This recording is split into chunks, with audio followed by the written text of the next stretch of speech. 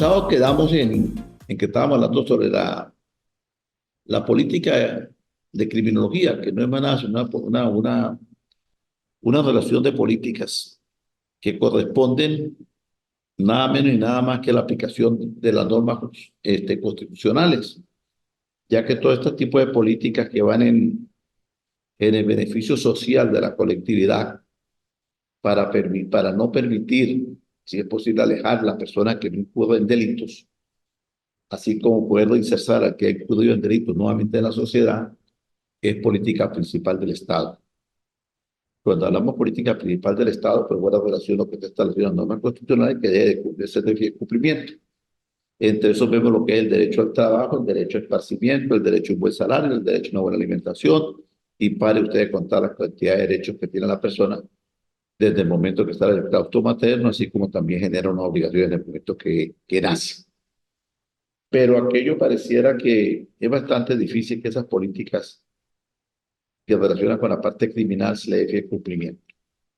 Y digo que es bastante difícil porque uno cada día ve que hay ciertas normativas existentes o se implementan algunas normativas que lejos de ir en beneficio de una política criminal, es como tentativa más bien a incurrir en la parte delictual. Es muy diferente a lo que soñaron aquellos ilustres y célebres escritores que tuvieron mucho que ver con el desarrollo de la política criminal y la ciencia forense. Me refiero específicamente a Cesare Lombroso, que fue un insigne médico y un criminólogo, que nació por el año de 1835 en Verona, pero gran parte de su vida lo hizo en Turén y se dedicó bastante y fundó la antropología criminal. La criminología coge una vigencia en los tiempos a partir del 15 de abril de 1876, cuando se saca la teoría experimental del hombre delincuente, de un tratado de antropología donde Lombroso quiso exponer la misma y de allí en un principio se comenzó a analizar el comportamiento de conducta del hombre como delincuente.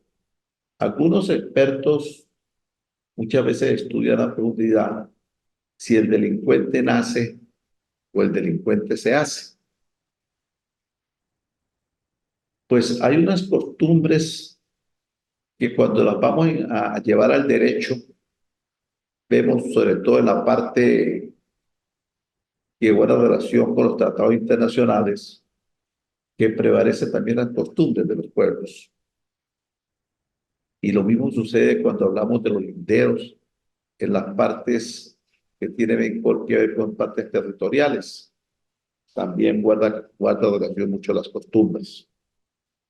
Y las costumbres del hombre, también desde el momento que nace y en el medio campo donde se envuelve, pues tiene cierta inclinación a poder delinquir más que aquel que no nació en aquella área que, de acuerdo a los estudios de criminología y de acuerdo a aquellas planificaciones que se hacen a través de algunos organismos de seguridad del Estado que se hacían anteriormente, inclusive en la misma fiscalía, se determinaban algunas zonas que eran zonas rojas, zonas pues, de bastante peligro y zonas de bastante preocupación.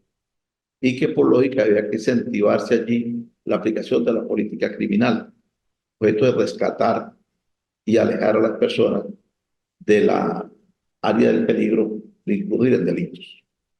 Eso era lo que se establecía a través de aquella célebre experimento que hizo Lombroso, donde hablaba sobre el hombre delincuente. Dicho esto, pues hay no solamente Lombroso, sino existe una cantidad de personas que han dado marco en el desarrollo científico de lo que es la criminología. En la estructura organizada del cuerpo de policía técnica judicial nace la división técnica policial, que era un verdadero bastión de la investigación y que estaba compuesto por hombres expertos que salían para trabajar en las áreas de inspecciones oculares. Esto nació por allá en la década de los años 60 y tantos y que tuvo como primer pilar fundamental del desarrollo de esta división al comisario general Eduardo Rojas Ochoa, que es considerado el padre de la criminalística en Venezuela. Llama a cotación esto y lo saco a la palestra porque muchas veces desconocemos e ignoramos las personas que han dado el camino del conocimiento, como el caso del comisario general Eduardo Rojas Ochoa, y que muchas veces las nuevas instituciones y los nuevos jerarcas obvian el nombre de aquellas personas que fueron los que marcaron la pauta del camino de la parte criminalística en Venezuela. Se dice que la criminología es una ciencia social interdisciplinaria y de carácter autónomo que tiene 4 objetos de estudio, a saber, el crimen, el criminal, la víctima y el control social. Cuando hablamos del crimen, nos referimos al hecho como tal. Cuando hablamos del criminal, nos dimos de la persona, del autor directamente o autores directamente del delito. Y cuando hablamos de la víctima, pues parte sobra que son las personas que han sido objeto y que han sido objeto de aquel acto, si se quiere, en contra de su integridad física o muchas veces en contra de su propiedad. Y cuando hablamos del control social, es única y exclusivamente la política criminal que debe de ponerse en práctica a objeto de beneficiar a la sociedad como tal. Para nadie es un secreto que se ha venido incrementando hoy en día un área delincuencial. Y el área delincuencial no solamente existe en nuestro país, sino que ha roto paradigmas y han tomado fronteras internacionales, lamentablemente con la presencia viva de muchas personas de origen de nuestra nacionalidad. Y que hoy en día son un flagelo a nivel, si se quiere, de muchos países donde han incursionado algunas bandas intelectuales que qué triste tener que decir que nacieron dentro de los centros penitenciarios nuestros y que nacieron producto de repente de alguna complacencia o de alguna cuestión que les dio determinados beneficios cuando no se les cumplió la exigencia del comportamiento que debe tener una persona en un centro correccional o llámese centro penitenciario. Entonces pareciera que estas personas, lejos de ir a purgar una pena y utilizarse unas políticas para que sea reinserción a la sociedad, fue a una universidad del delito, donde hicieron su pregrado, sus especializaciones, sus maestrías y sus doctorados. Y hoy en día deambulan por muchos países llevando enarbolado el nombre de Venezuela, pero para mal de los que hacemos el bien. Entonces, estas políticas requieren de un conocimiento muy profundo.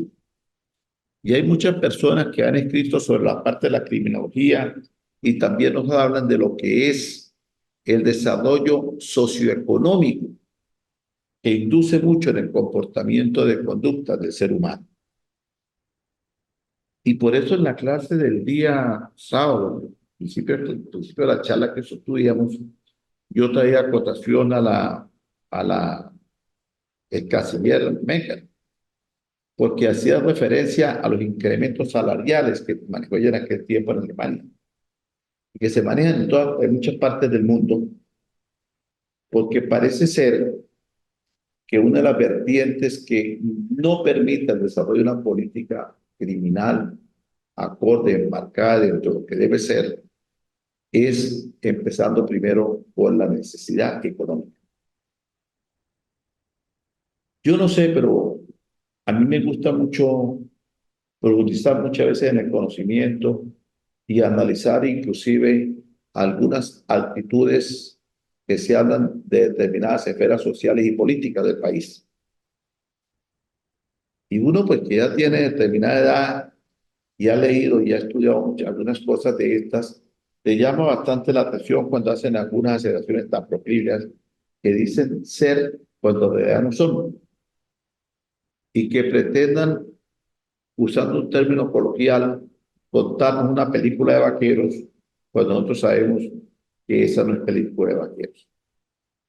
Entonces, la política que se ha venido manejando a través de los centros penitenciarios en nuestro país ha dejado mucho que desear. Las políticas diseñadas de reinserción de esa persona en la sociedad no se cumplen. Se han convertido simplemente en unos centros para formar cada día más delincuentes. Y esto ha sido producto, como pudimos ver hace poco, de una cantidad de allanamientos dentro de los mismos centros penitenciarios, objeto de tratar de curarlos y el traslado de una cantidad de personas a otros centros penitenciarios, pero sin tener en cuenta qué ha pasado con los que dictaban las cátedras de la delincuencia en los centros penitenciarios, y que no sabemos ni siquiera el paradero de ellos, pero que de acuerdo a las noticias que vemos constantemente en los medios de comunicación, algunos ya están en otros países generando caos sobre. Y la pregunta es la siguiente: ¿valdría la pena todo lo que se ha escrito a través de la criminología por parte de algunas personas que voy a mencionar, como es el señor español Emiliano Borjas Jiménez, César Ambrosio, Constantino Bernabéu, Alfonso Quirós, que es el padre de la criminología mexicana, considerado el mejor médico forense del mundo y que también hablaba mucho sobre la parte de la criminología? Lo que nos enseñó la distinta desaparecida Lolita Lillar de Castro, profesora de la ciencia jurídica, profesora de la Escuela de Ciencias Jurídicas de la Universidad Zulia, y una cantidad de personas que cada día buscan o buscamos, porque todos los que estamos en estas charlas de criminología guardamos alguna relación con el trabajo que hemos tenido. Algunos de ustedes han sido jueces, algunos han sido fiscales, otros son la gran mayoría son docentes, otros son médicos forenses, otros son funcionarios del Cuerpo de Investigaciones Científicas, Penal y Criminalística, antiguamente la PETROTA. Y cuando nos ponemos a analizar, vemos que cada día la política criminal deja mucho que desear. Y digo que deja mucho que desear porque es que no existe una política que vaya enfocada a corregir de una vez por todas y por colocar el cascabel en el momento respectivo. La criminología se establece que es el que estudia el fenómeno del criminal, así como en el proceso, la definición, las acciones de conducta desviada. Además, también se centra en la prevención y el tratamiento de esas conductas. Basa sus fundamentos en conocimientos diversos de disciplina social, como son la sociología, la psicología, los trabajos sociales, la medicina, la antropología, la matemática, la física y la química, apoyándose directamente en una materia que es fundamental para todo ello, que no es más sino el derecho penal.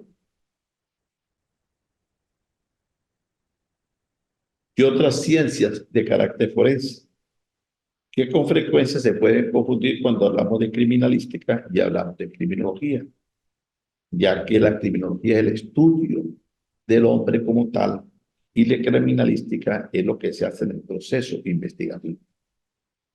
Pero que al final de ese proceso investigativo, la criminalística nos va a llevar a entender qué sucedió en ese hecho y que no es más sino la conducta y la voluntad de un ser humano que actuó en contra de determinada persona y que viene siendo el impulso de su conducta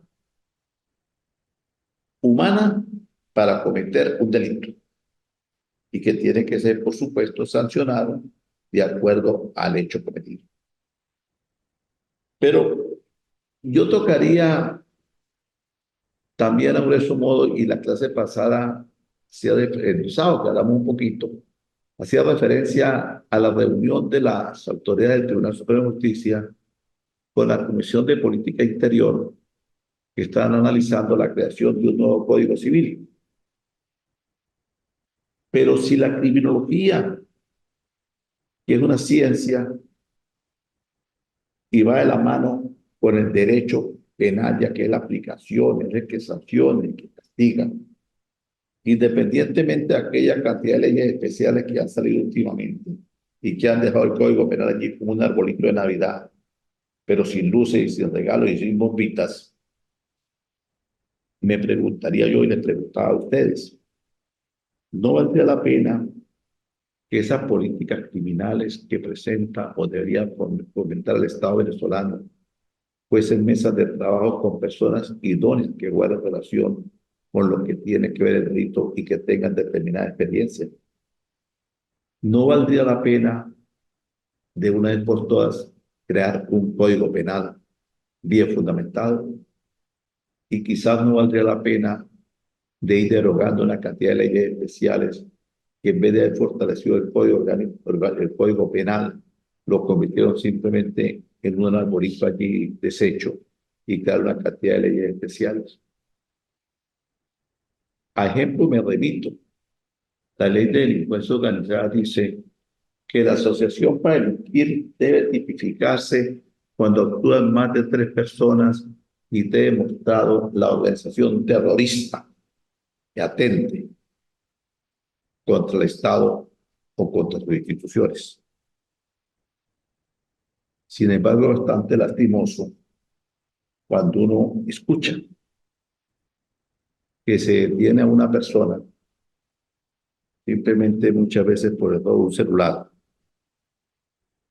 y le tipifican el delito de asociación para delinquir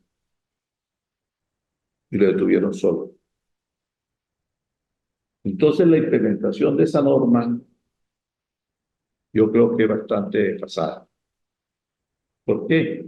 Porque está contradiciendo el contenido de la ley de delincuencia organizada y está haciendo la aplicación simplemente a libre albedrío para tipificar un delito a una persona que muchas veces ni siquiera cometió el delito, que muchas veces es por el desconocimiento de los mismos funcionarios que ejercen la parte investigativa de la Fiscalía. Antiguamente, para llegar a ocupar un cargo en la Fiscalía como fiscal del Ministerio Público, tenía que primero tener ciertos años de experiencia, tenía que pasar por la escuela y tenía que tener especialización sobre la materia que pretendía optar para su trabajo. Hoy en día eso no sucede. Y digo no sucede porque es público y notorio ver determinado joven que termina su título, concluyendo su título de abogado, muchas veces ni siquiera dando cumplimiento a lo que se establece en una universidad común y corriente, que son de 5 años, y algunos se gradúan de abogado en 2 años, y resulta que unos pasan a ser fiscales. Y muchas veces algunos se gradúan también, y unos pasan a ser jueces, sin tener ninguna experiencia. Y entonces vemos allí la secretaria que tiene 15 años siendo escribiente, auxiliar y ahora es secretaria del tribunal y viene una persona sin experiencia, sin el tiempo siquiera que debe tener como abogado de 5 años como mínimo, sin contar si de repente tiene que repetir un año y pasa a ser juez de la República. Yo creo que se ha distorsionado la aplicación de los cargos y allí induce lo que es una mala política civil.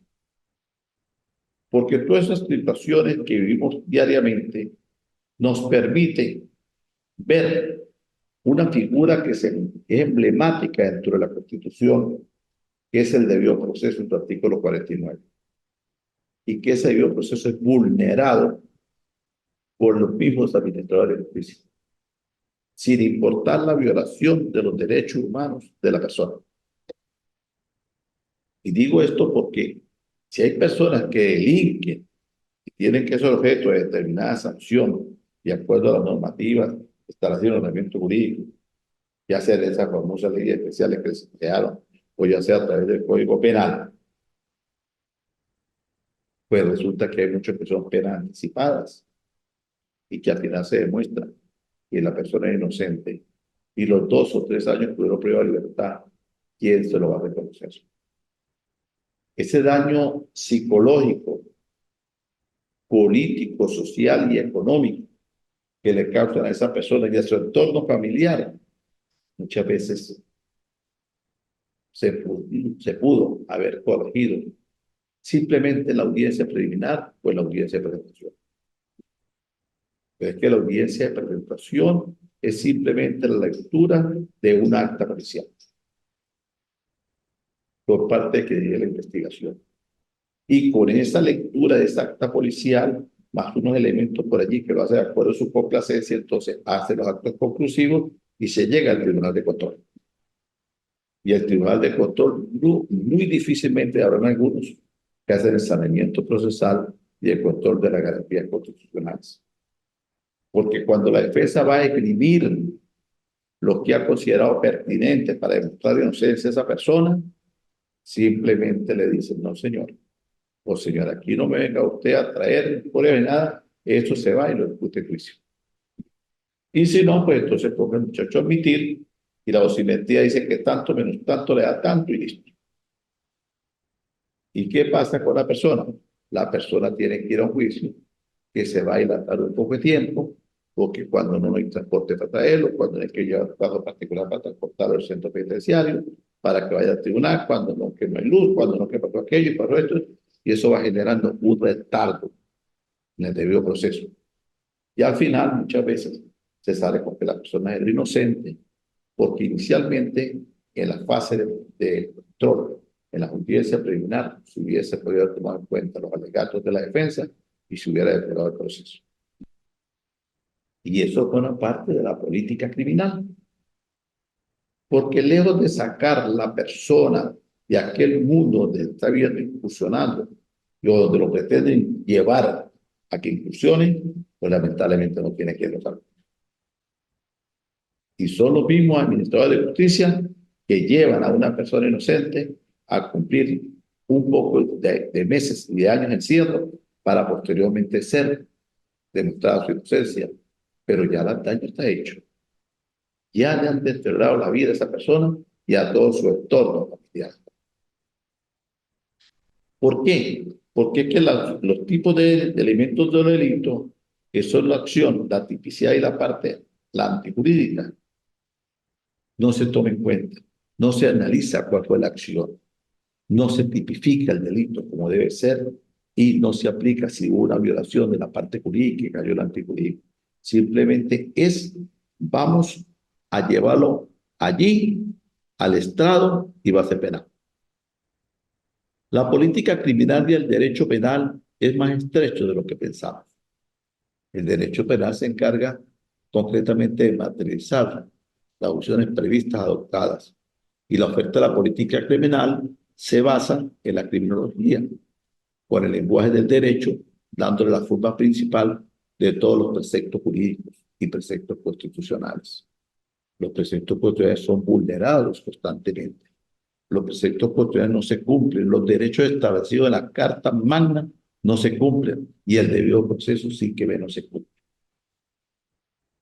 Yo creo que esto es un tema bastante polémico y bastante álgido cuando comenzamos a hablar de todo esto. Pero lo que hemos tenido muchas veces está metido en el meollo del asunto, ya sea como defensores, ya sea como querellantes, pues vemos muchas veces que esta es la realidad. Y todos los días, apreciados amigos, cada vez que usted acude a una instancia judicial, ve atrocidades y atropellos que le hacen a uno como abogado simplemente por la persona que está sentada en aquella silla, independiente muchas veces de una persona, y no estoy con esto en contra de las nuevas generaciones que tienen que salir, es de una persona que ostenta un cargo allí, la parte investigativa, y que puede ser hasta nieto de uno y que no tiene sino simplemente el título de pregrado, que no tiene ni siquiera el mínimo conocimiento de un diplomado, que muchas veces no tiene ni siquiera la especialización, sino simplemente un título de abogado. Pero no de que el abogado que ha satisfecho los 5 años desde el inicio el derecho 1, el derecho civil 1, 2, 3, 4 y 5, el penal, el procesal penal, la introducción al derecho, el derecho probatorio, el derecho constitucional, toda esa cantidad de derechos que uno ve y que todos los días aprende y que es obligado a estudiar, como es que es obligado a la medicina, como es obligado a la arquitectura. Entonces, ¿qué pasa? Estamos viendo una deserción de profesionales que pueden ser perfectamente idóneos para trabajar en determinados cargos, pero desgraciadamente no lo ocupan. Pero falta algo más. Y esto, por eso digo, esto es una clase, una charla, no vamos a hablar de clase, es una charla como un conversatorio, donde independientemente de donde estemos, nos tiene que tocar la sensibilidad humana. Porque aquí estamos hablando de la política criminal. Estamos el hombre que se vuelve criminal o lo hace criminal la misma sociedad. Y digo lo hace criminal la misma sociedad porque el mismo aparato judicial como tal lo lleva en determinado momento a pagar una pena indebida que ni siquiera ha cometido. Y que simplemente sucede porque los cuerpos que tienen que llevar la investigación, los auxiliares de la fiscalía y la fiscalía misma y los jueces de control son complacientes para perjudicarle la vida a una persona. Las políticas criminales hoy en día deben de ser modificadas, deben de ser llamadas. Y por eso alguien dijo una vez que la academia permite hasta estupideces. Y hablamos una cantidad de términos cantifléricos aquí buscándole una idea, pero que de repente en esa cantidad de ideas uno escribe algo y lo tildan de loco, pero que a través del tiempo se puede leer eso que esa persona dejó plasmado y se va a decir, mire, Pedro Pérez, por allá en el año 2024, hoy estamos en el 2036, hace 12 años escribió esto y esto en un folleto, en un libro, y parece que estuviera en la realidad, porque eso sucedía y hoy en día no sucede. Entonces, eso es lo bonito del estudio, eso es lo bonito del conocimiento, eso es lo bonito de estas cátedras, de poder dialogar, de poder discernir sobre determinados temas, porque nos permite ver eso. Pero no solamente la responsabilidad también va data de los cuerpos de investigación, ni los cuerpos de seguridad del Estado, ni los administradores de justicia.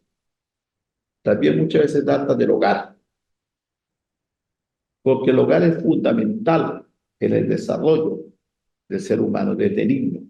Los buenos pilares de columnas para que pueda tener una buena presencia como adolescente y como adulto. Pero esos pilares tienen que estar fortalecidos, tienen que estar fortalecidos con una cantidad de principios y de valores. Porque es que en la universidad donde tenemos 5 años estudiando Derecho, tampoco nos van a enseñar valores, ni en ninguna carrera nos enseñan. Allí nos enseñan unas herramientas que nos permiten defendernos en el acontecer diario de nuestra profesión, pero que cada tenemos que profundizar más en el conocimiento y en el estudio, porque si no profundizamos en el estudio, pues resulta que nos vamos a quedar todo el tiempo en la inopia. Eso es como el médico que no estudia. El médico que no estudia, pues se queda simplemente un médico común y corriente. Y así sea un profesional en una especialización, pues también tiene que estar constantemente actualizado en qué se va a hacer para poder seguir perfeccionando sus conocimientos. Entonces yo creo que esto es bastante complejo. Es muy complejo porque vemos hoy en día esa evolución tecnológica también que nos agobia.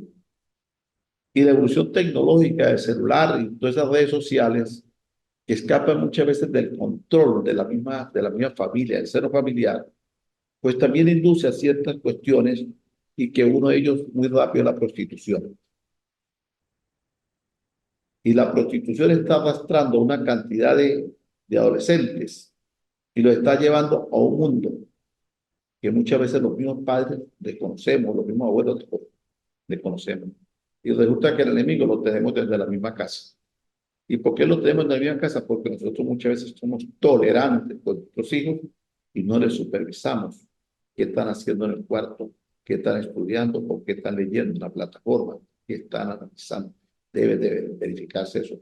Porque hoy en día verificar al muchacho este celular, a ver qué está haciendo y que nos lo muestre, eso tiene más de 20.000 claves. Entonces, todos esos desarrollos tecnológicos también han venido perjudicando, si se quiere, el contexto de la sociedad. Y así como ha perjudicado, pues también ha permitido el desarrollo de otros delitos.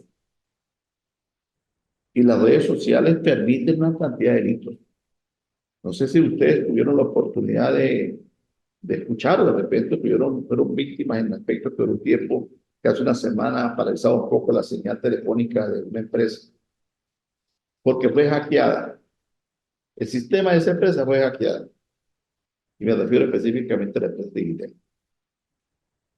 Fue hackeada porque por las personas que se metieron allí, que son conocedores del conocimiento de la parte electrónica, quizás ingenieros, quizás muy expertos en esto, y están hackeando información. A objeto de extraer sumas de dinero de la compañía del banco. Pero eso se da a través de las redes informáticas. Y por eso algunos organismos, específicamente el Cuerpo de Investigaciones Científicas, Penales y Criminalísticas, hoy en día están dando charlas, en la Fiscalía también se le están dando charlas a los órganos fiscales sobre todo lo que son los delitos informáticos, sobre todo lo que son las redes que pueden existir del mundo del hackeo. Pero es que así como funciona toda esta evolución electrónica, también funciona la parte inmoralidad de algunos jerarcas que en determinados cargos atentan contra el peculado del patrimonio público.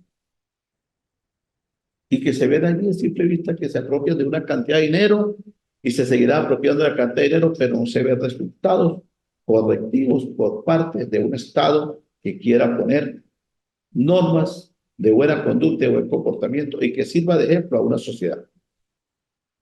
Y que eso induzca a que el hombre del hoy, los niños del hoy, hombres del mañana, tengan otro comportamiento diferente.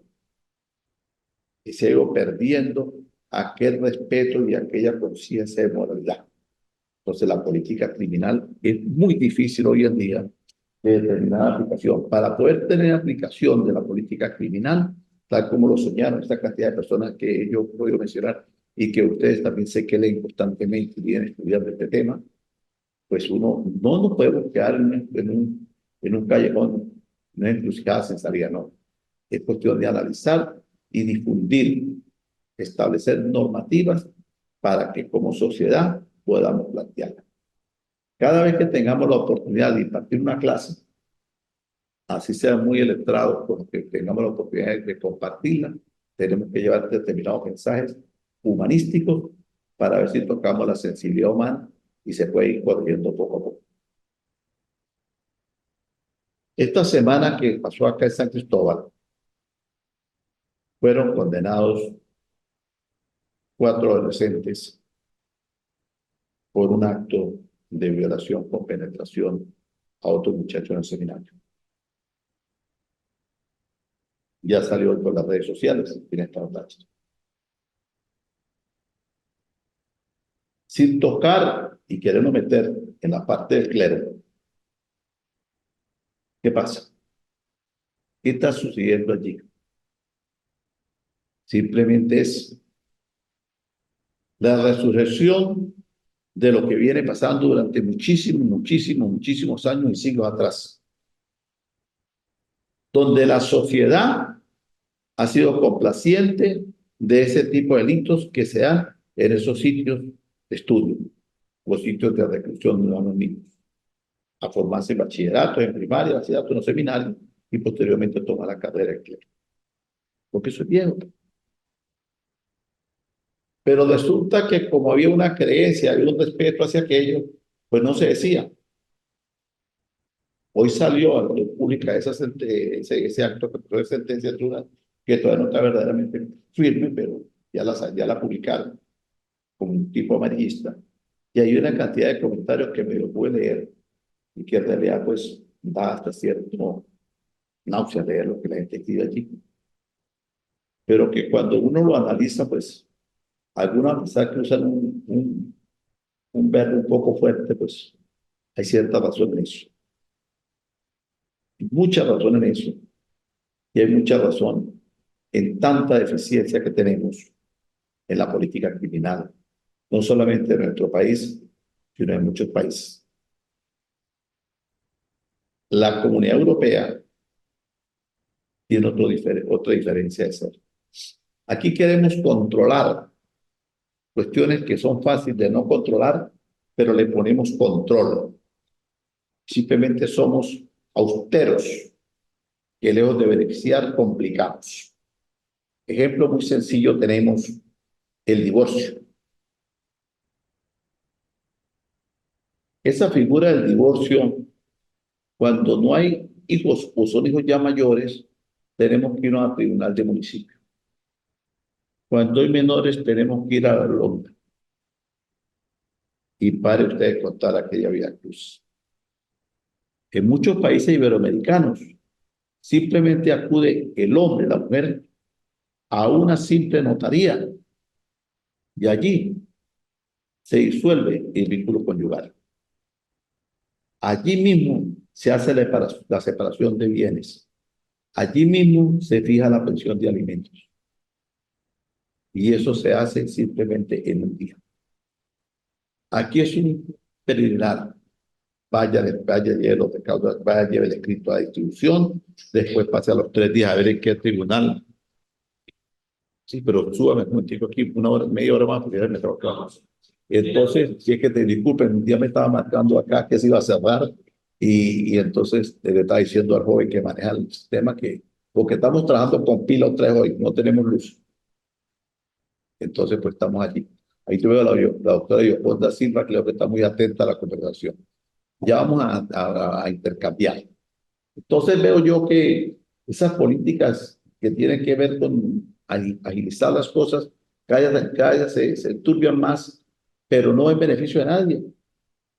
Una declaración sucesoral, hay que ir primero a llevar al organismo competente, ok, está bien, se pagan los impuestos, y después viene aquel karma para poder repartir. En otros países euroamericanos se acude directamente a el notario público. Aquí el notario quedó solamente para traspaso de vehículos y para llevar a poderes. Va a mandar con el notario. Los jueces de ejecución no quedaron para nada. Tienen un expediente, pero ni siquiera saben dónde están los detenidos. Porque los detenidos se los sacan, se los llevan para un lado, se los llevan para el otro, y el juez de ejecución ignora inclusive dónde se encuentra el detenido. Una violación de lo que son las normas jurídicas, una violación que va en contra de la política criminal. Porque debe haber, como existía hace un poco atrás, no hace muchos años atrás, la unidad técnica que supervisaba, daba aquellos beneficios de trabajo, de destacamento, todas las cosas que se hacían. Hoy en día no se hace. Hoy en día es un plan que se articula por personas que no tienen absolutamente nada que ver con el Poder Judicial. Los legisladores están para legislar y los del Poder Judicial están para analizar, sentenciar y verificar que el cumplimiento de esas penas se den y puedan obtener sus beneficios cuando ellos sean remitidos a la unidad técnica y tengan determinado tiempo de pena cumplida y les sean tomadas su tiempo de revisión. Pero hoy en día esto al revés. Hay algunos legisladores que son los que van, manejan los planes de deliberación, suscriben y firman y la política criminal no se existe. O sea, no hay el respeto del poder. O sea, cada quien quiere hacer lo que quiere. Y eso ha traído como consecuencia, única y exclusivamente, una cuestión de corruptela. ¿Por qué digo de corruptela? Porque es que cuando no hay quien ponga control, pues las cosas se hacen como se tiene que hacer.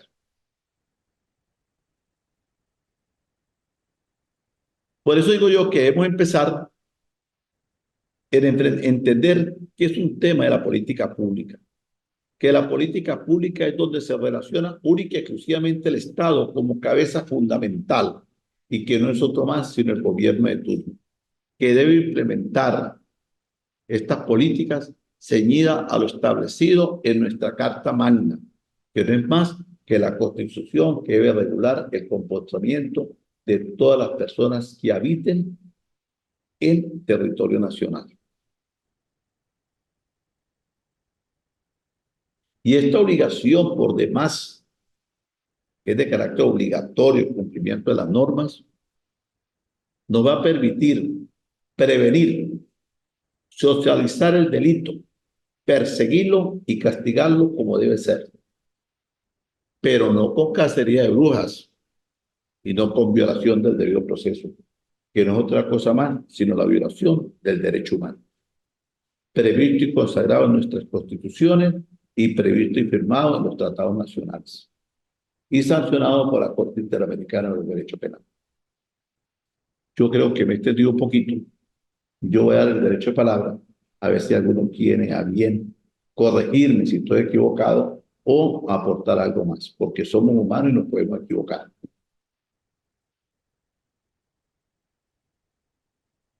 Doctora Yoconda, Buenas tardes, saludos cordiales. ¿cómo me la va a usted?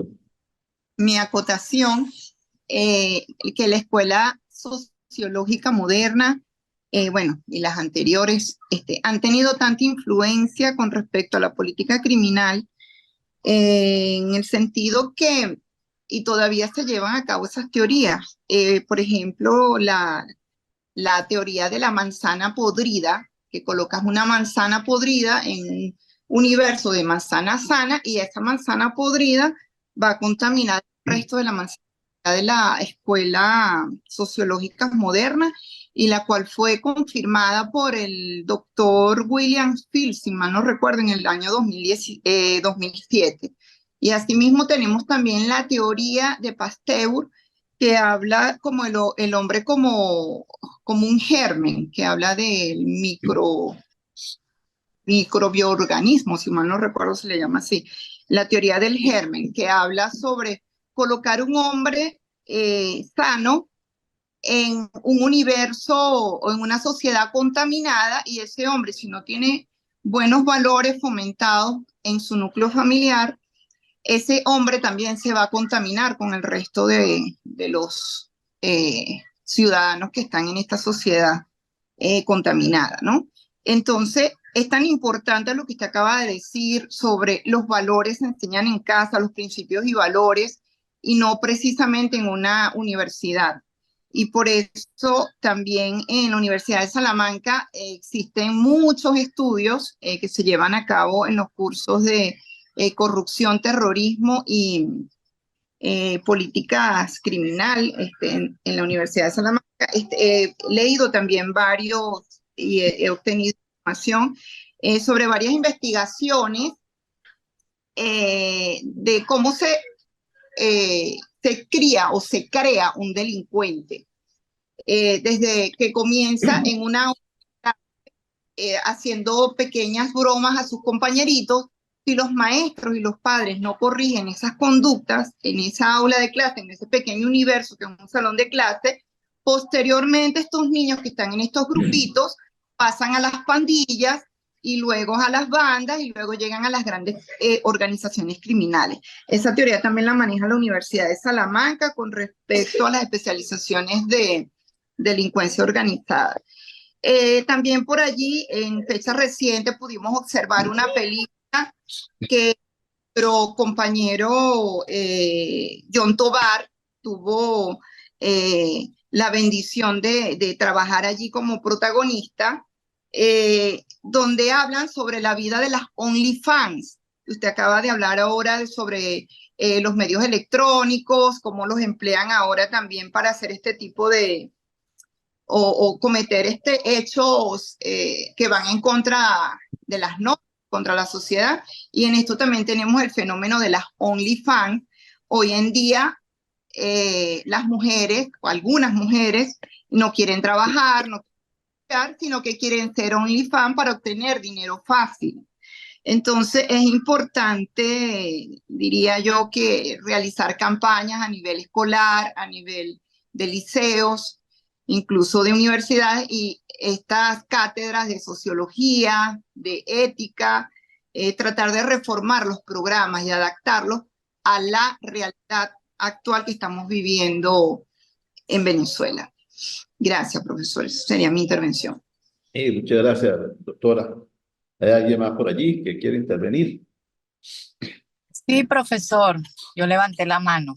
Usted estableció un punto muy interesante, le decía yo a mis compañeros, que es lo que se refiere a que generalmente ocurre una confusión, tienden a confundir los que no son especialistas entre criminología y criminalística, que la criminología se refiere al análisis de la conducta de aquella persona que ha transgredido la norma y la criminalística es la individualización a través de la parte técnico-científica de las ciencias básicas de esa persona que se individualiza como criminal. Pero usted hace una reflexión al final, de la cual yo en alguna, o mi persona en algunas oportunidades lo había establecido como, como, como factible, y es que después que se individualiza a través de la criminalística, volvemos a la criminología cuando se hace el análisis del contexto de esa conducta. ¿Por qué? Porque en el proceso penal, bajo la conducción de la búsqueda de la verdad, conforme al artículo 13 del COC, se establece, pero ¿por qué cometió ese hecho? Vamos a establecer quién, cómo, dónde, por qué. Y allí efectivamente vuelve a tener un hito importante la criminología y el realce y el valor de la política criminal. Es esa la acotación que yo quería realizar, profesor, y me pareció muy interesante el hilo conductual, perdón, que usted ha establecido en la disertación que acaba de realizar. Y pues como me manejo en esas áreas, me pareció sumamente interesante y pretendí interrumpir para acotar ese punto. Era mi participación el día de hoy, profe. Gracias, muy amable, doctora, muy amable. ¿Alguien más? El amigo Pablo, veo que tiene como ganas de hablar también. El amigo Víctor. ¿Quién más está por ahí? Vamos a escuchar a Pablo. Bueno, saludos a todos. Sí, Gracias, muy amable. quería era hacerle más bien hasta una pregunta, por sus años de experiencia y por su capacidad tal vez de entender la situación realmente de la política criminal. ¿Usted cree que esto viene en aumento en virtud de la situación económica? No le escucho casi, pero habla un poquito más duro, está más fuerte. No se escucha. ¿Usted cree que esa situación por la que venimos las diferentes instituciones públicas eh, que viene de una situación económica que viene justamente en franco descenso, o tiene que ver más con la selección del personal de las instituciones? O sea, porque yo veo que es todo el sistema de justicia. Correcto.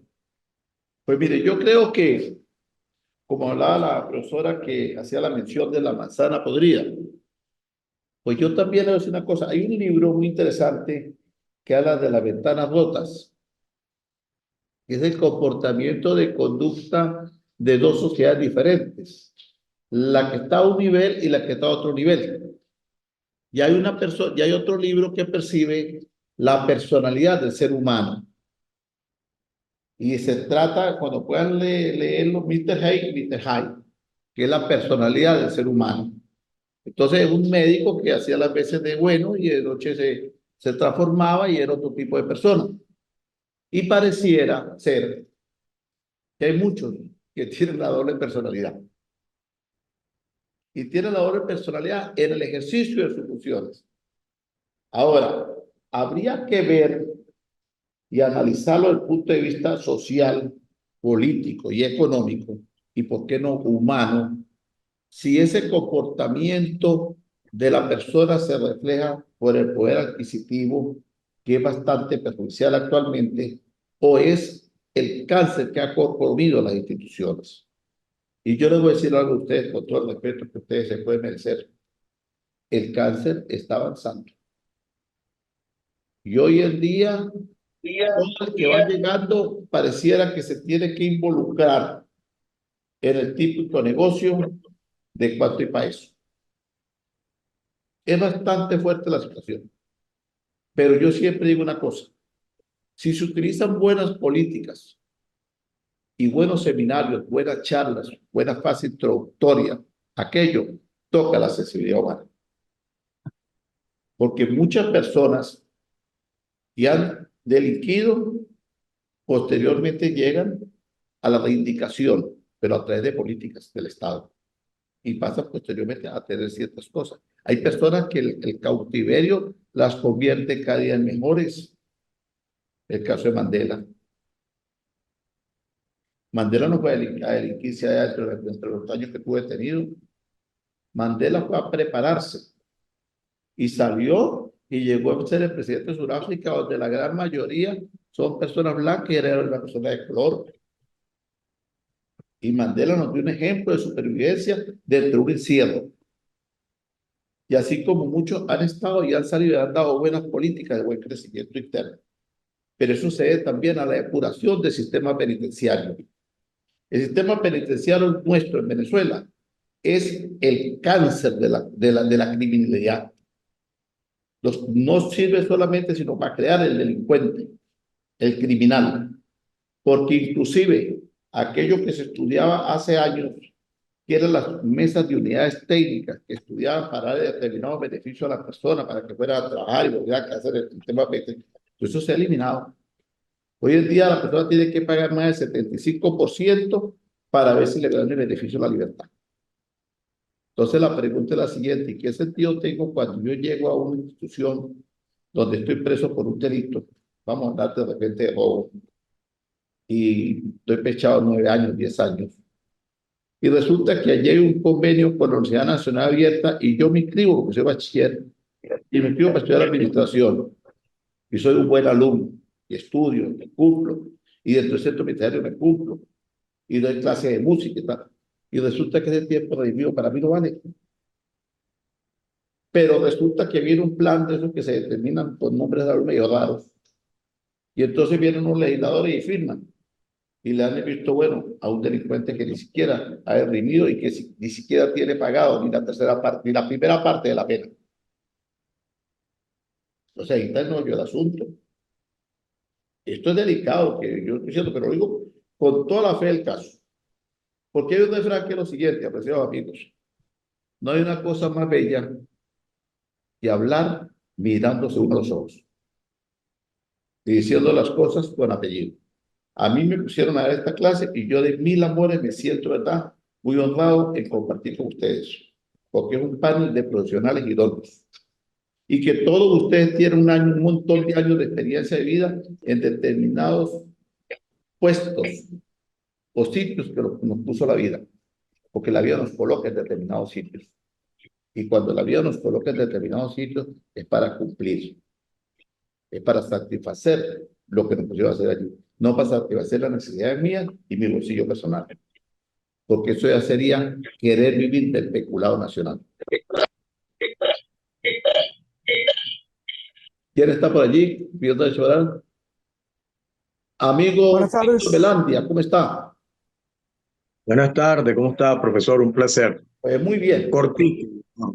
Parte de la problemática de la política criminal también y de la delincuencia está en la ética, la moral, los valores que dentro de la familia deben ser inculcados. En mi caso, como médico forense, son infinidades, que son muchísimos, los casos donde es algo hasta cotidiano que la mujer que tiene una niña, si tiene una pareja, para que la pareja nueva no se le vaya, le permita tener relaciones a su hija con el padrastro. Lo callan mucho, eso es bastante alto y muy frecuente. Sí, pero fíjense, allá mismo yo he estado donde está usted en esa zona recientemente, en Valera, estuve en Trujillo, ¿no? Del caso de la niña que dejó un diario donde día a día explicaba todo lo que le hacía el padrastro, al punto que le dijo que la única forma de liberarte de mí será que te suicides, y la muchacha se suicidó. Pero es que son una pérdida de valores que la gente considera que eso es lo normal. Padres a sus hijos varones y a sus hijas hembras violentándolos sexualmente como algo normal. Yo creo que es un problema de formación que se ha venido perdiendo, de unos valores y hasta cristianos mismos, teológicos, porque cuando ya no se tiene ni el temor a Dios, imagínense el temor a que se puede tener. ¿Quién más habla por allí? Buenas tardes. El amigo John. Sí, John Tovar por acá, de Caracas, Venezuela.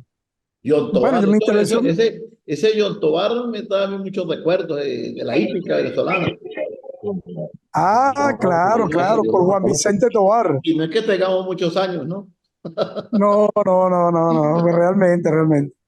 Pero bueno, mi opinión relativamente breve, pues. Mira, realmente, sí, lo que han dicho gran parte es la realidad que estamos viviendo, no solamente en Venezuela, Suramérica, Latinoamérica, América Latina, etcétera, etcétera, y a nivel mundial. Esa pérdida de esos valores, pérdida de esos principios que deberíamos aprender en nuestro hogar, de hace mucho tiempo eso se ha desmoronado, pues. ¿Qué pasa en nuestra sociedad? Considero yo, sin citar autores ni posiciones desde hace muchos años atrás, que tal vez estén vigentes, pero que tan vigentes están realmente. Bueno, la sociedad evidentemente ha cambiado, evolucionado, y lo que acaban de decir, que lo que es bueno fue bueno antes, hoy en día es malo y se ve como normal. Ya ustedes pueden ver en las redes que hay profesiones que la gente no quiere estudiar porque quieren conseguir dinero más fácil. En nuestras sociedades está muy permisiva cierta falta que se comete la gente a diario, beber en la calle, hacer una necesidad, escuchar música, delitos flagrantes, o tal vez delitos que son menores, pero esos delitos que no son ni siquiera procesados, al final o más adelante se convierte en delito, ya que sí, puede ser un delito de violación, si sales un viernes, escuchas música, te reúnes con tus compañeros, bebes en la calle. Entonces, si no se atacan realmente y no se cumplen las normativas que están establecidas, porque una cosa es que la policía hace caso omiso a sus competencias o a lo que tiene que ellos, a lo que ellos te han preparado. Entonces, el ciudadano tampoco tiene una referencia ni el más mínimo cumplimiento de esa normativa. Entonces, ¿qué sucede en nuestra sociedad? Es un tema que tiene que ver la coercitividad para que las normativas se cumplan, e inclusive no se cumplen los mismos delitos. Los delitos, ¿qué dice un artículo en una ley? ¿Quién matará? Por favor, tiene un micrófono abierto, por favor. Entonces, quien matará, no, la gente susume su conducta y no le importa la sanción que le pueda devenir. Entonces, y pues, ojo, puede ser por acción u omisión o por inclusive una defensa. Y desde allí que comienza un proceso penal en Venezuela como en Latinoamérica, que le tienen a la persona que garantizar sus derechos, su dignidad humana, desde allí comienza justamente la violación de los derechos humanos para funcionarios, no funcionarios, etcétera, etcétera, por parte de las instituciones del Estado. Entonces, y no sucede solamente en Venezuela, sucede en toda Latinoamérica, porque las personas, hoy en día eso ha cambiado tanto, y yo no diría que ha cambiado tanto, porque el hombre de primitivo también cometía este tipo de violación a sus costumbres, a sus leyes. Simplemente que ahora esto está arreglado, normado, pero sin embargo la gente comete los mismos delitos, delitos más aberrantes, porque la delincuencia organizada se siente con un poder, se siente con la parte que pueden trabajar con gente, con funcionarios públicos, con policías, con agrupaciones vecinales, sienten ese poder de trabajar, y ahora vemos lo que son el ataque a los niños, trata de personas, tráfico de drogas, armas, etcétera, etcétera, por decir algunos delitos de delincuencia organizada que suceden en nuestro país. Entonces, como no hemos desarrollado en las últimas décadas en una cultura de delincuencia agravada desde los años 90, 80, 90, hacia la época que vivimos, con surgimiento de bandas en Latinoamérica y a nivel mundial, entonces eso es lo que predomina y eso es lo que nuestros niños han crecido y están viendo en nuestra sociedad. Y evidentemente que combatirlo no es tan fácil. Entonces ya hay cambios que se están dando sustanciales en otros países como Malasia, Salvador, que han cambiado lo que son sus políticas criminales e inclusive sus políticas de derecho penal, aunque sin violar los derechos humanos, digamos, muy flagrantemente. Pero mientras sigamos peleando o luchando, combatiendo la delincuencia a menor escala que la propia delincuencia organizada, los gobiernos nunca van a salir airosos en esa lucha que tenemos. Bueno, que tengan buenas tardes y muchas gracias, mi humilde opinión. Y gracias, mi amigo Yoconda, por recordarme mi película. Bueno, pues déjeme acotar algo allí. Yo pues hago apuntes de un lado y otro porque tampoco la capacidad para almacenar tantas cosas, pero he tocado algunos puntos como son la formación del hogar, las columnas, por algunas cuestiones de convicción. Yo siempre hablo de columnas y hablo de algunas cosas que tengo, que me enseñaron de hace muchos años y he practicado bastante sobre eso. Y entonces creo que las buenas columnas son las formaciones que se dan en el hogar, cuando se hacen hombres de bien y de buenas virtudes para poder seguir adelante enfrentándole un servicio a la sociedad. Entonces decía yo que lo que hablaba justamente el amigo John Tobar, que es que hay una cantidad de sinnúmero de delitos que son penados por la ley y que sin embargo siempre se cometen con frecuencia, legalmente establecidos por el legislador para ser sancionados, pero son cometidos por personas que se valen primero de su tráfico de influencias, de su nepotismo, de su cohecho, de su prevaricación, malversación de caudales públicos, entre otros, y que no son más sino aquellas personas que trajeron el cáncer a la administración pública y que se denominan delitos de cuello blanco. Hay un libro escrito acá en Venezuela por Luis Sala Rodríguez y Bárbara Corteza Calderón, que habla sobre la desatención e inclusive impunidad en los delitos de cuello blanco en Venezuela y que tiene que ver con la posición social que llega a ocupar determinada persona en el cargo que le corresponde, ya sean a nivel ejecutivo dentro del Estado o a nivel ejecutivo del sector privado. Banqueros, corredores de bolsas, etcétera, etcétera. Quienes valiéndose de su poder económico y de sus influencias sociales especulan, estafan, despojan, coaccionan, engañan a los consumidores, evaden impuestos y cometen toda clase de delitos e ilegalismo económico, bajo la complacencia de un Estado que permite inclusive cómo se vulnera el derecho mercantil y cómo se vulnera el derecho tributario porque va hasta el pago de impuestos. Y vale a cotación lo siguiente. Aquella vieja del pueblo que montó un día una venta de empanadas para mandar a sus muchachos al liceo y posteriormente a la universidad donde los muchachos pudieron graduarse. Y la vieja María ha seguido con sus empanadas. Pero hoy un día le salió a la viejita María una cantidad de socios que son impuestos de alcaldía, impuestos del INSE, el FAO, Seguro Social, el CENIA, y pare de contar hasta los bomberos que llegan a la pobre vieja María.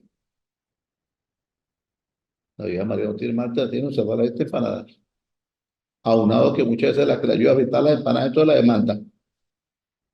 Y la vieja María tendrá que estar donde se fritan las empanadas, porque con qué carro se le va a pagar todo eso, todo lo que tiene que pagar los socios que tiene adicionales. Y es que le supervisan cuántos kilos tiene y cuántos kilos bate para poder la pobre vieja María hacer empanadas.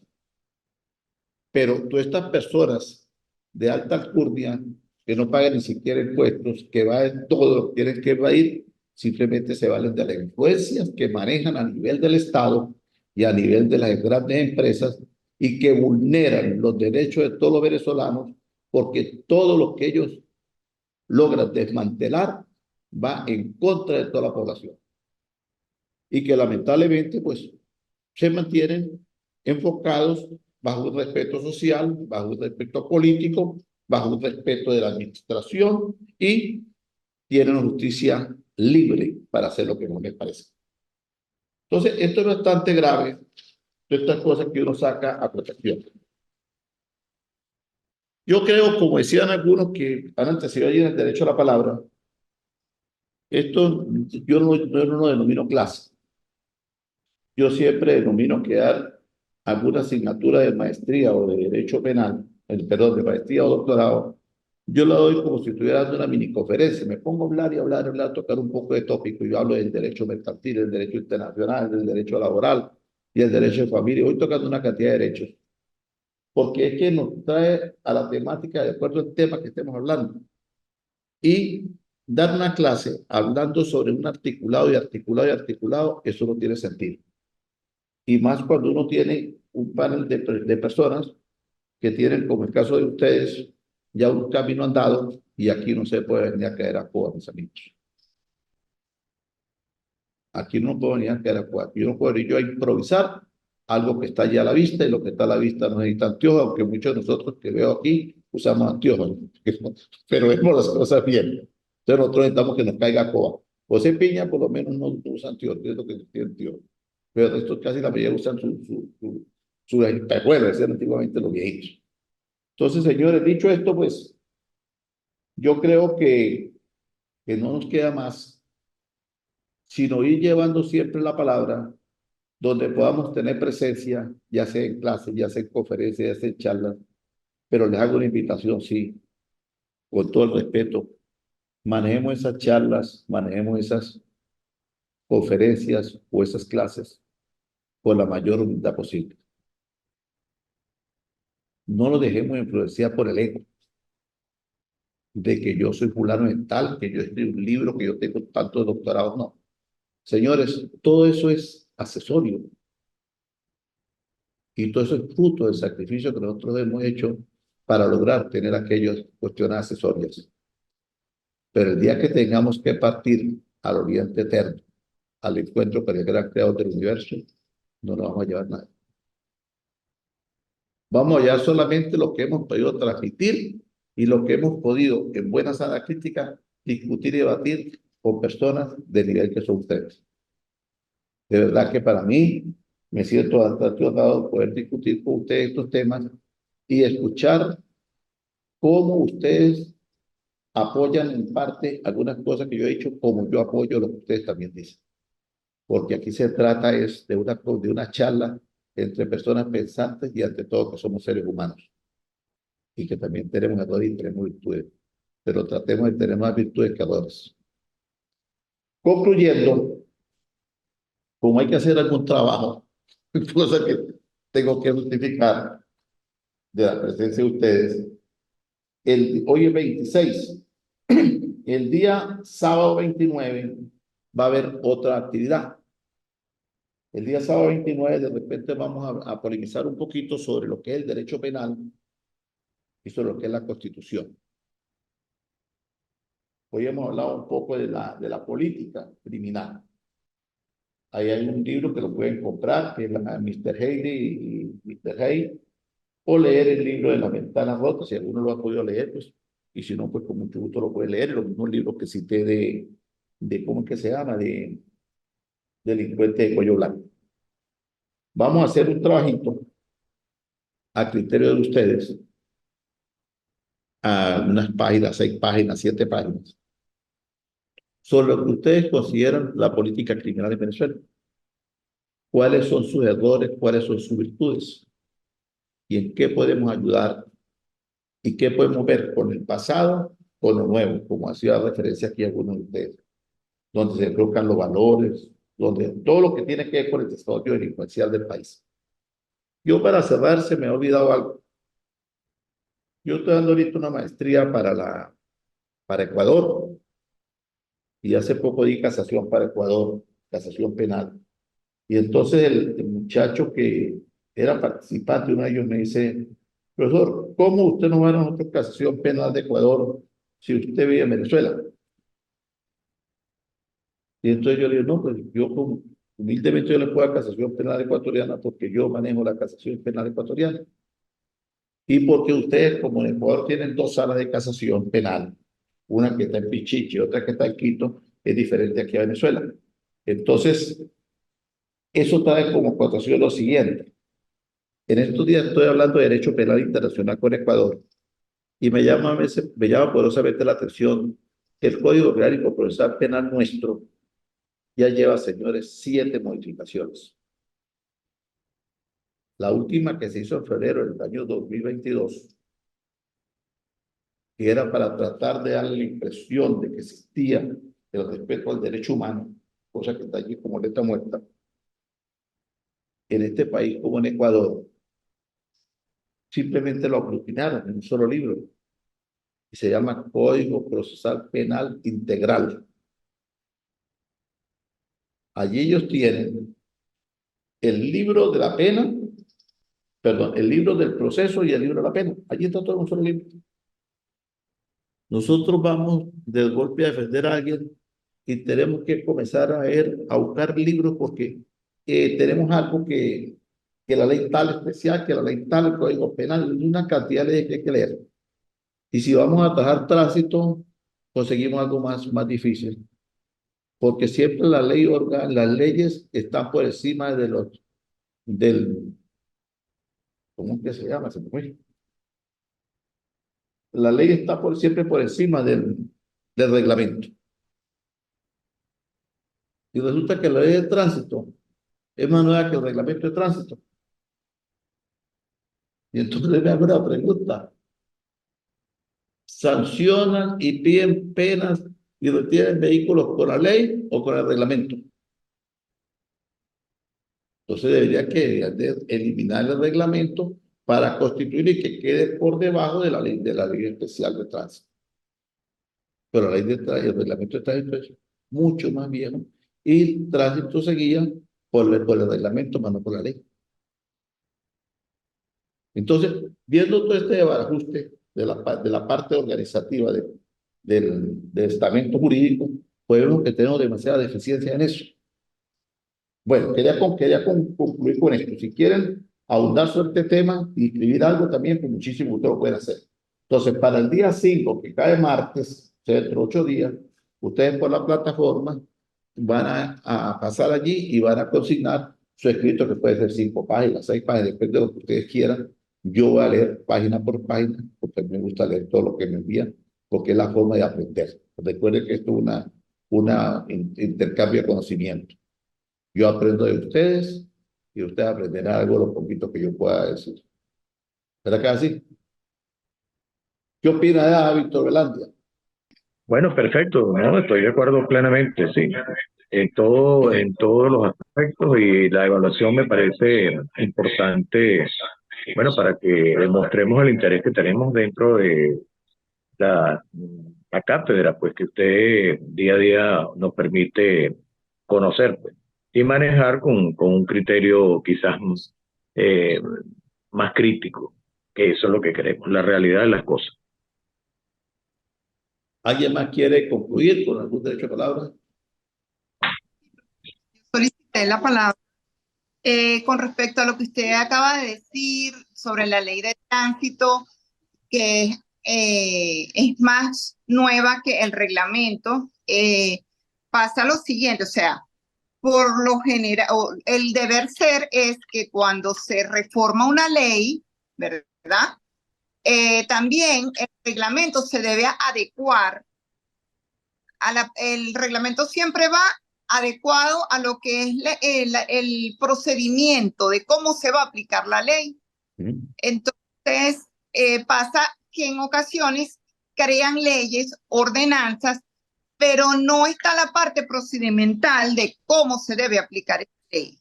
Mi experiencia como jefe civil y prefecto acá en Lara, tanto de parroquia como de municipio, a nosotros como prefecto nos correspondía aplicar lo que es la ordenanza de convivencia ciudadana.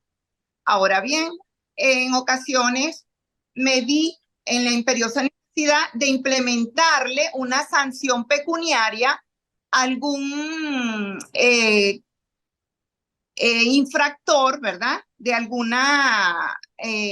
de los artículos que están dentro de la ley de convivencia ciudadana, como por ejemplo el sonido, la contaminación sónica, o orinarse en la Plaza Bolívar de Santa Rosa, por decirle algo, y cuando quería aplicar lo que era la multa, resulta que no tenía el reglamento para implementar la ordenanza. Entonces, la ordenanza fue creada, por decirle, en el año 2002 y el reglamento salió como 4 o 5 años después. Entonces, uno como prefecto o como jefe civil no encontraba qué hacer. Entonces, lo que hacía era que, bueno, está violando que era 285, 284 de la Gobernación del Estado. Entonces, se ponía la orden de la policía porque había violado ¿cómo se llamaba? El reglamento, el decreto del Ejecutivo del Estado, que era el 284, que tenía algo que ver como ordenanza de convivencia,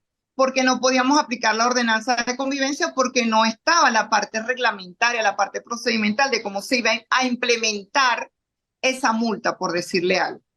Ese es mi aporte, profesor. Correcto, doctora. Muchas gracias. ¿Hay alguien más que quiere hablar? Bueno, señores, señoras, ha sido para mí un placer haber podido compartir con ustedes estos breves minutos. De verdad que muy agradecido por su atención, y aquellos que por cuestiones de servicio, pues de ocupación no pudieron estar presentes, procuremos que la próxima clase, que va a ser para el día 9, puedan estar todos presentes, y los que no, pues le hacen llegar información lo que pasó ya hoy. Todo esto va a quedar grabado en la plataforma para que quiera. ¿Alguien quiere hablar? ¿No? La profesora, la doctora quiere hablar. ¿Nani? No. Entonces, que quiera, pues allí está grabada la clase o la charla que tuvimos, y puede perfectamente ayudarse con el material que quiera sacar de apoyo. Espero entonces que el día 5, ¿no? Tienen todo el día hasta las 8 de la noche para el día del trabajo. Yo lo estaré leyendo uno por uno a partir del día miércoles. Y de verdad que muy agradecido por ustedes, que el gran creador del universo guíe sus pasos, y abrazo especial a toda su familia y a todos ustedes. Que Dios les bendiga.